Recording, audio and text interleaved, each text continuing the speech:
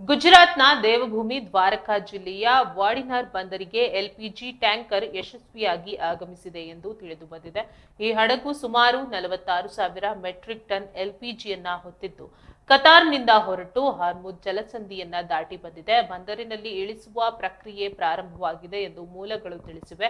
ಇದು ರಾಷ್ಟ್ರೀಯ ಅನಿಲ ನಿಕ್ಷೇಪಗಳನ್ನ ಹೆಚ್ಚಿಸುವಲ್ಲಿ ಮಹತ್ವದ ಹೆಜ್ಜೆಯಾಗಿದೆ. ನಿನ್ನೆಯಷ್ಟೇ ಎಲ್ಪಿಜಿ ಟ್ಯಾಂಕರ್ ಹಡಗು ಮುಂದ್ರಾ ಬಂದರಿಗೆ ಆಗಮಿಸಿತ್ತು. ಎರಡು ಸಾಗಾಣಿಗಳು ದೇಶದ ಇಂಧನ ಅಗತ್ಯತೆಗಳನ್ನು ಪೂರೈಸಲು ಮತ್ತು ಅನಿಲ ಲಭ್ಯತೆಯನ್ನ ಹೆಚ್ಚಿಸಲು ನೆರವಾಗಲಿವೆ. ಈ ಕುರಿತು ಪ್ರತಿಕ್ರಿಯೆ ನೀಡಿದ ಅಧಿಕಾರಿಗಳು ಪ್ರಸ್ತುತ ಅನಿಲ ಪೂರೈಕೆ ಸರಪಳಿಯಲ್ಲಿ ಯಾವುದೇ ಕೊರತೆ ಇಲ್ಲ ಎಂದು ಸಾರ್ವಜನಿಕರಿಗೆ ಭರವಸೆ ನೀಡಿದ್ದಾರೆ. ದೇಶಾದ್ಯಂತ ಅನಿಲ ಪೂರೈಕೆಯನ್ನ ಸುಗಮವಾಗಿ ನಿರ್ವಹಿಸಲು ಸರ್ಕಾರ ಬದ್ಧವಾಗಿದೆ ಎಂದು ತಿಳಿಸಿದ್ದಾರೆ. ಈ ಬೆಳವಣಿಗೆಯು ಭಾರತದ ಇಂಧನ ಭದ್ರತೆ ಮತ್ತು ಆರ್ಥಿಕತೆಗೆ ಮಹತ್ವದಾಗಿದೆ. ಅನಿಲ ಲಭ್ಯತೆ ಹೆಚ್ಚಳವು ಕೈಗಾರಿಕೆಗಳು ಮತ್ತು ಗೃಹ ಬಳಕೆದಾರರಿಗೆ ಅನುಕೂಲಕರವಾಗಲಿದೆ. ಸರ್ಕಾರವು ಇಂಧನ ಮೂಲಗಳನ್ನು ವೈವಿಧ್ಯಗೊಳಿಸುವ ನಿಟ್ಟಿನಲ್ಲಿ ಹಲವಾರು ಕ್ರಮಗಳನ್ನು ಕೈಗೊಳ್ಳುತ್ತಿದ್ದು ಇದು ಅದರ ಭಾಗವಾಗಿದೆ.